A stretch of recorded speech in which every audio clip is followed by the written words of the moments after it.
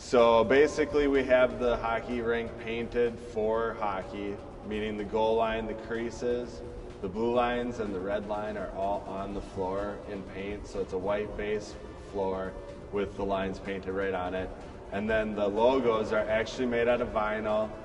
We get them produced based on who buys the spots and who buys the advertisement for that area, and then we basically lay them on the floor. So what we do is we find the measurements on the floor first with the sign. We took it out there and measured exactly where we wanted it on the ice, and then just with a marker created a border 6 inches out from the sign. So that would give us a rough idea where to cut in the ice. We then took a circle saw, just a regular hand power saw, and cut those lines out. After we cut the lines out, you go ahead in the center of where you're putting the logo and you start smashing the ice. We removed all the ice either by hand or with the Zamboni, all the chunks that we took off.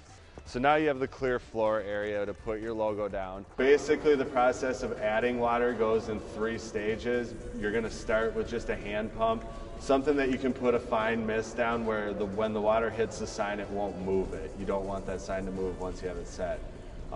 Basically you're going to do that until the sign has just been covered, barely covered. It's probably a 1/16 of an inch of ice. We're working our way back up to an inch of ice. So after you use the hand mister, the next step is to use a garden hose.